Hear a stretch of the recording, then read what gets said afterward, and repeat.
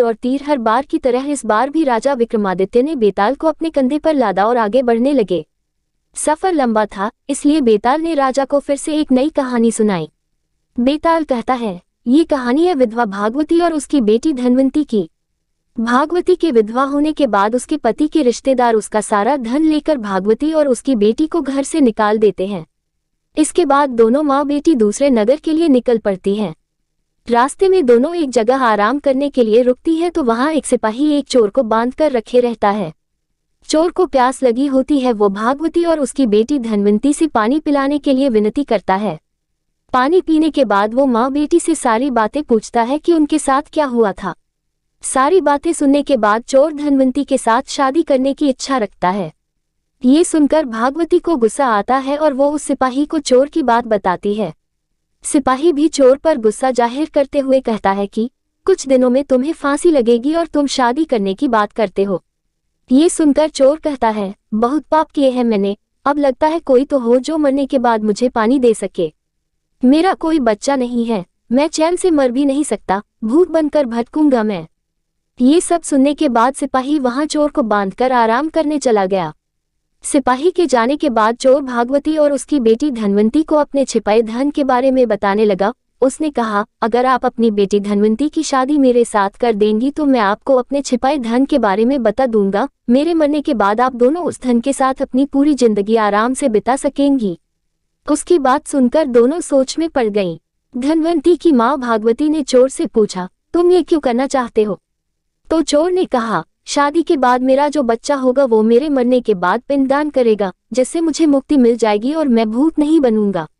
ये सब सुनने के बाद भागवती अपनी बेटी की शादी चोर से कराने के लिए तैयार हो जाती है। दोनों की शादी होती है और जल्द ही दोनों को एक बच्चा भी होता है। कुछ दिनों बाद चोर को फांसी लगा दी जाती है। भागवती और धनवंती काफी दुखी होते हैं। कुछ दिनों बाद भागवती को चोर की बात याद आती है कि एक गुफा में मूर्ति के सामने की जमीन के नीचे उसने खजाना छिपाकर रखा था। दोनों माँ बेटी वहां जाकर देखते हैं और जमीन खोदने लगते हैं। फिर उन्हें वहां सोना चांदी और पैसे मिलते हैं। धनवंती फिर भी दुखी रहती है और कहती है, अगर पैसे नहीं मिलते लेकिन वो जिंदा रहते तो मुझे सब कुछ मिल जाता। भागवती बेटी को समझाते हुए बोलती है कि अगर पैसा है तो सारी खुशी मिल जाएगी। उसके बाद दोनों माँ बेटी एक नए शहर जाकर खुशी खुशी अपनी जिंदगी बिताने लगते हैं। कुछ समय बाद भागवती की सहेलियां धनवंती की शादी कराने को लेकर पूछने लगती हैं। भागवती कहती है, मुझे अपनी बेटी की शादी तो करवानी है, लेकिन लड़का ऐसा होना चाहिए जो घर जमाई बनकर रहे। फिर कुछ वक्त बाद एक पंडित लड़का उनके घर आता है, जिसके सामने भागवती अपनी बेटी धनवंती की शादी का प्रस्ताव रखती है। उनका बड़ा घर और पैसे देखकर वो लड़का लालच में आकर शादी के लिए हाँ कर देता है। वो कुछ वक्त तक उनके साथ रहता है और उनका भरोसा जीतने के बाद एक रात घर के सारे गहने और पैसे लेकर भाग गया।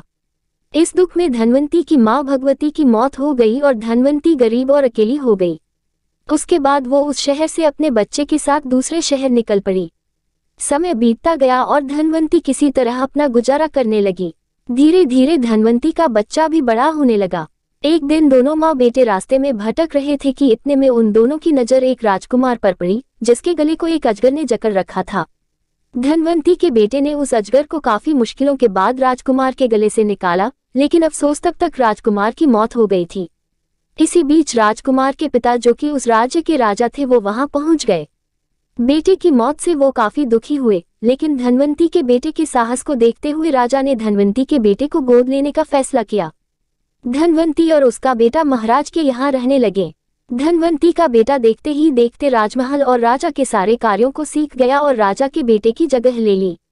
राजा की उम्र बहुत ज्यादा हो गई थी और कुछ वक्त बाद राजा की मौत हो गई।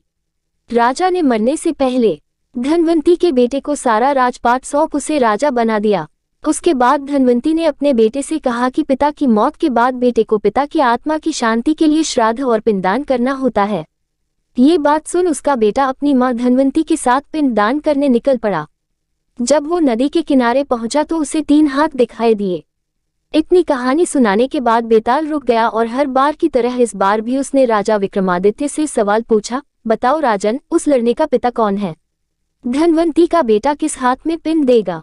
इसमें एक हाथ उस चोर का है जिसके साथ धनवंती की शुरुआत में शादी हुई थी। दूसरा हाथ उस आदमी का है जिसने धन की लालच में धनवंती से विवाह किया था, और तीसरा हाथ उस राजा का जिसने धनवंती के बेटे को गोद लेकर अपने बेटे की तरह रखा था। विक्रमादित्य ने जवाब दिया, उस लड़के का पिता वो चोर है जिसने धनवंती से पूरे रीति रिवाज के साथ शादी की। दूसरे व्यक्ति ने लालच में धनवंती से शादी की थी और राजा ने बस अपना काम किया था। चोर ही धनवंती का असली पति और उसके बेटे का पिता है, क्योंकि उसने धनवंती के लिए बिना किसी स्वार्थ के मरने से पहले धन छोड़ा ताकि वो खुशी से आराम की जिंदगी बिता सके। ये सुनते ही बेताल बहुत खुश हुआ और वापस घने जंगल में उसी पेड़ पर जाकर उल्टा लटक गया। 2 दिल परिक्रमा करते दिल